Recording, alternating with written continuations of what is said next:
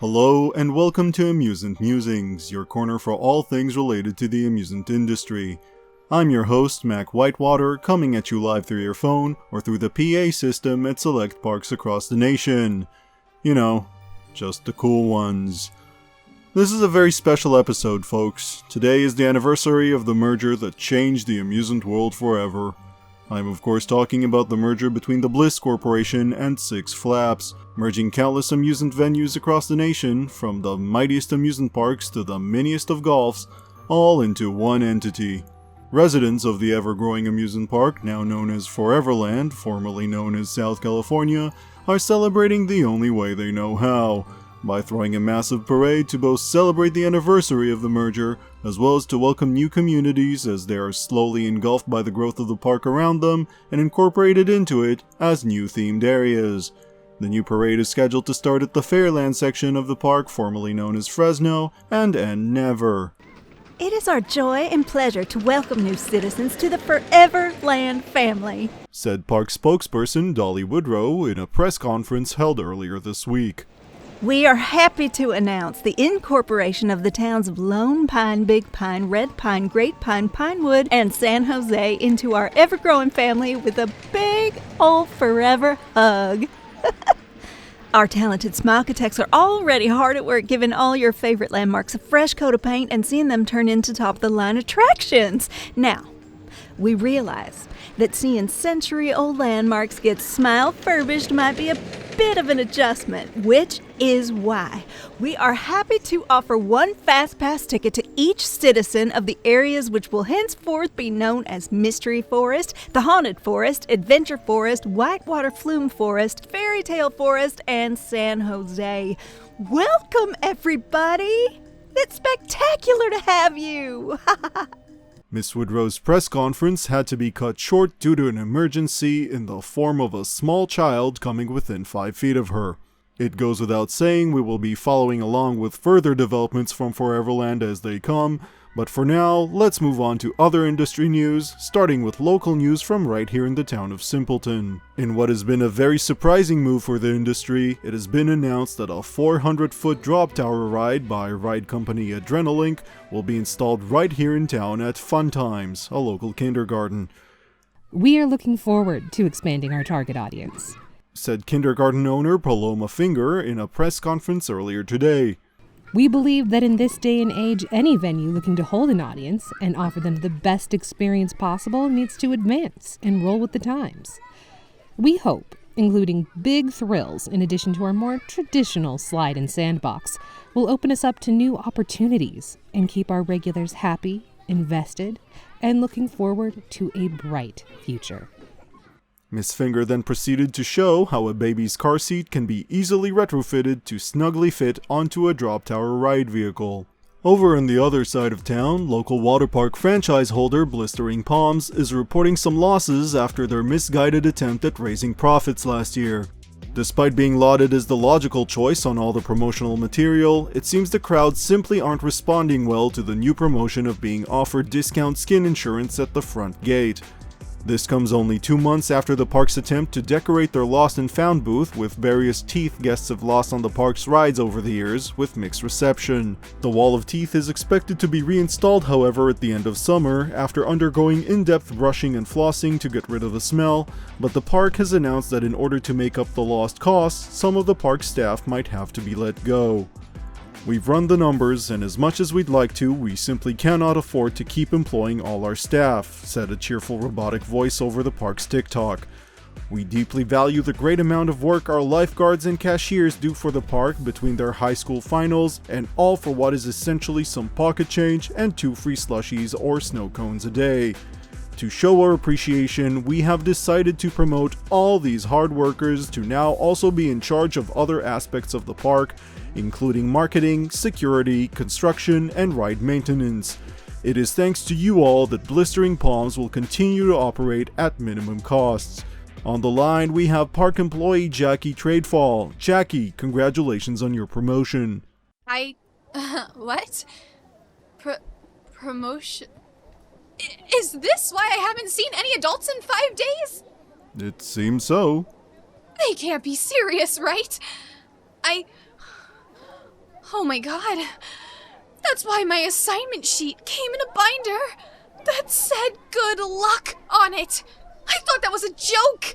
Do you know how many things were in that worksheet? I can't... Wait, if that wasn't a joke... Oh my god, the water pumps!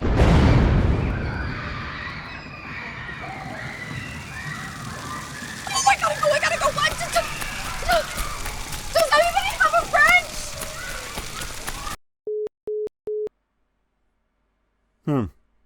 Well, congratulations, Jackie. It sounds like you're already fitting into your new role just fine. In other local news, over at the Simpleton Zoo, it has been reported that an animal escaped its enclosure. Police has been informed. Hopefully they'll make it to the zoo before the sloth makes it to the front gate. To balance that out, though, how about a feel-good story? Despite reports, it seems that the campaign of Save Agua Putrida Resort has been successful and reached its goal. A group of 50 dedicated fans of the water park have created a campaign on crowdfunding platform MoneyPit to save the park, smashing through their original intended target goal of $500,000. When reached for comment, campaign manager Fanny Packard had this to say. We are so honored. The love and support the community has shown to this once wonderful, if dilapidated, childhood treasure of ours has been absolutely heartwarming. We've already started working on our campaign goals. We have spent the last several months contacting different suppliers for Save Agua Putrida t-shirts and keychains for our backers. I'm happy to report that due to the amazing amount of funds raised and meeting nearly all of our stretch goals, the prints on the t-shirts will be using several different colors. We're currently leaning towards blue and slightly darker blue. There's still a bit more time in the campaign, so I advise all who may be listening to donate just a few more $1,000s to help us reach the very next goal, which is several different shirt sizes. Very exciting. The logistics are hard, but we are working as fast as we can to prepare for the campaign's upcoming end, and we fully expect every backer to receive their t-shirt at some yet undetermined point in the next 5 years. A very noble effort. If you'd like to help out their campaign, search up Agua Putrida on MoneyPit, and maybe you can help them double their amount raised and reach their optional ultimate mega stretch goal of reconnecting the park to the water supply grid. Alright, I think it might be time for us to check in on the traffic report. Heavy congestion over in Adventureland as queue line waiting times are reaching upwards of 3 hours for the park's main attractions. The queue line for Medusa's Revenge is currently an hour and a half and getting longer as caused by an upturned hot dog cart. While over at Mystery Mountain, the line for the ride seems to have gotten confused somehow, and it is now just one big circle around the base of the mountain with no beginning or end. Somehow though, it still seems to be getting longer. As for traffic that actually pertains to, vehicles, slight congestion on the southbound monorail line from La La Land to Fairyland Castle, and slight delays over on all monorail lines around Movie City caused by a supervillain battle. Over in Tarmaniacs, the world's largest go-kart track, traffic seems to be at a bumper-to-bumper standstill all the way from LAX to Beverly Hills, while the new giant bumper car arena over on Manic Midway is reporting disappointingly free-flowing traffic. That's all for traffic, but we have someone on the line, apparently. Which is weird because I don't recall giving out our number or having any sort of interactive segments lately. I see. Hello there, Jackie. Yes, hello, hi. Sorry to interrupt the broadcast. That's quite fine. How goes the water park? To hell in a handbasket, Mack. They just left. They all just left. The mechanics, the guards, everyone except us cashiers, we are being managed over the phone by corporate. I thought that stuff you said earlier about us having to run the whole park by ourselves was some kind of misunderstanding or something, but no! I just had to fix the storm serpent slides using a tube tutorial.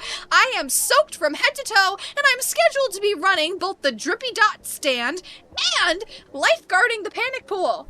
They are 2 miles apart, Mack! And yet you found the time to call me. I'm flattered. I called you so the employees at the park can hear me over the PA system. We cannot stand for this. We are understaffed, underqualified, underpaid, and under a lot of stress. We have to unite and show them that this is not okay. They can't just treat us like this. They have to hire back the staff that was fired. Wow, it's not often you hear someone complain about being both underqualified and underpaid in the same breath. I'm sure corporate is impressed. I just think they should hire back the old employees. Or if we're getting more responsibilities, we should at least be getting training and extra pay, you know?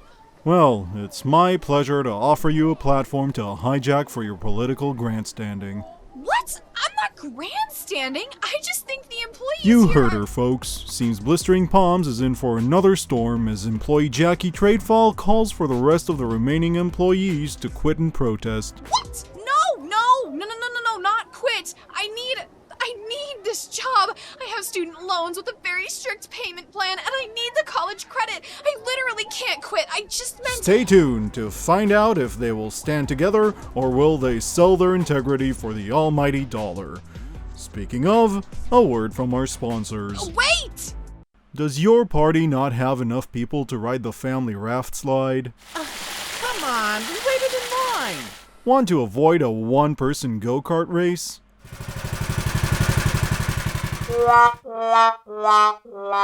Are they not running the damn pirate ship until it has equal weight distribution on both sides?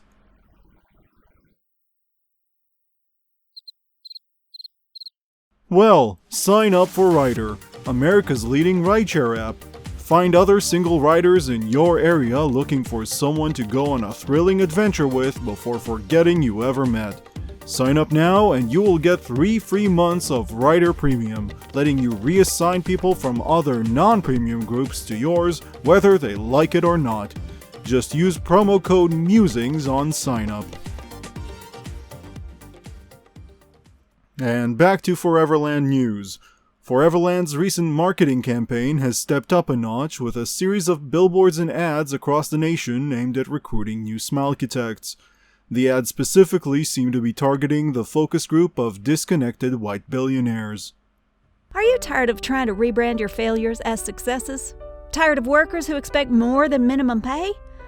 Why develop wacky, unsustainable, overly expensive transport systems and gadget bonds for cities that will hate you for it and complain about the lack of feasibility, social awareness, or respect to the laws of physics when you can bring that nonsense where it belongs? Work with us in the one industry where the more heavily funded yet less connected to reality you are, the better. Here in the Foreverland family, we want your boondoggles. Stop getting hate, start getting smiles. The campaign seems to have already garnered some success, with disconnected social media mogul Elton Towers signing on to work with the Foreverland team. When reached for comment, Mr. Towers' AI autoresponder had this to say.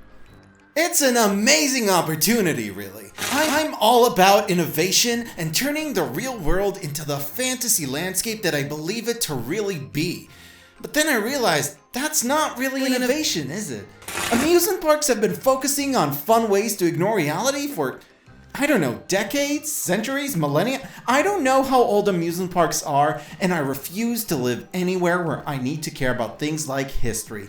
My eyes are set on the future, and Foreverland is right on the brink of it. We're already reworking my patented truck in a slingshot-based transit system into an exciting new way to get around your favorite parks. We've built the prototype over by the bird sanctuary, and we're accepting test riders to help us work out all the errors. What the city of St. Louis described as an unmitigated disaster is tomorrow's most popular way to zip around a park. This is an exciting time, both professionally and personally. I've always considered having my headquarters be in a castle, and do you know how many castles Foreverland has? Multiple. I'm gonna grab me one of those babies and see if I can make it float. Mr. Towers' autoresponder then glitched out, knocking out the power grid to the city of Boise, which is weird because that's not even where he's located. What else? It seems Midway Magazine has finally released their article of top 10 rigged carnival games, giving the number 1 spot to Foreverland's very own Ladder Mania, located in the Pacific Playden section of the park near where Santa Monica used to be. Foreverland boasts quite a spread, in fact, with 6 of the top 10 most rigged carnival games being Foreverland exclusives. This comes as quite an honor to the park, as last year they barely made it to the list with only 3 entries, and now not only do they dominate the list, but the coveted number 1 spot is theirs. As I understand from a series of photos uploaded by Spreadit user Beachbender65, folks are already rushing to Ladder Mania in droves, hoping to be the first ones to beat the world's most rigged carnival game. Current wait time for the carnival game is an hour and 40 minutes. Good luck to all of you. You show those ladders who's boss. Oh, and exciting news from the new Mystery Forest section of Foreverland, which is apparently already so far ahead in its construction, it already has its first missing persons report. Man, these people work fast. Little Timothy Renfield has the honor of being the first one to disappear in the park. He was last seen by Baba Yaga's Chicken Leg restaurant. Folks are invited to join the combination search/congratulations party by signing up at guest services. If you see him, please let park employees know. He was last seen wearing a brightly colored t-shirt and, I don't know, probably some pants or something.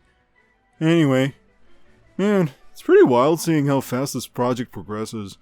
It's been a pretty interesting time in general to be an amusement park aficionado.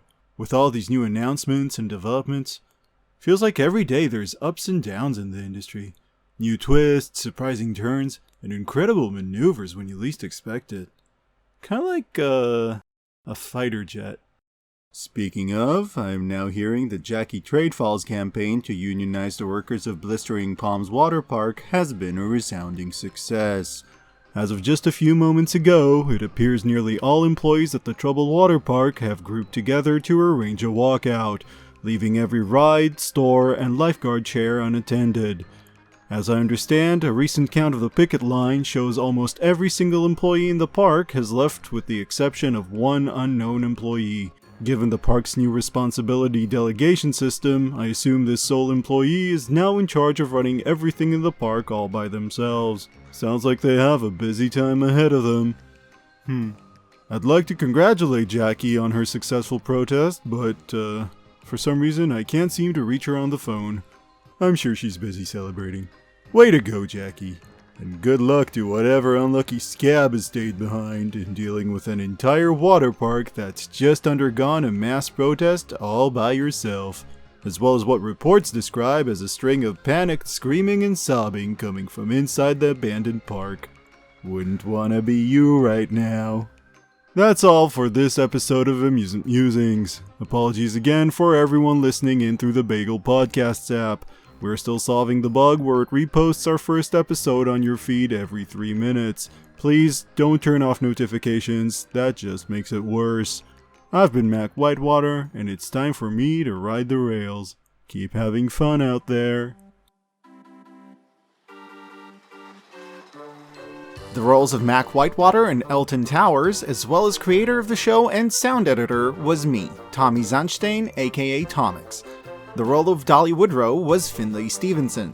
The role of Paloma Finger was Shelly Darrington. The role of Jackie Tradefall was Silar. The role of Fanny Packard was Cat Blackard. Intro and outro music was Step Right Up by Ubercrow. This was my first attempt at creating audio content like this, so if you enjoyed this episode, please let me and the rest of the cast know by leaving a like, comment, or anything else that would let us know what you think and what you enjoyed. You can also help by sharing it with any comedy lovers or amusement park nerds in your life. We genuinely appreciate it. If you'd like to see me make more content like this, Amusement Musings or otherwise, please check the links in the description. If I do make more of these, I would love to be able to properly pay the amazing cast that helped me create this. Many of our talented actors appear in other excellent audio projects. Be sure to look them up if you enjoyed their work. And again, thank you for listening. Wait, again? I didn't say it the first time. Thank you for listening.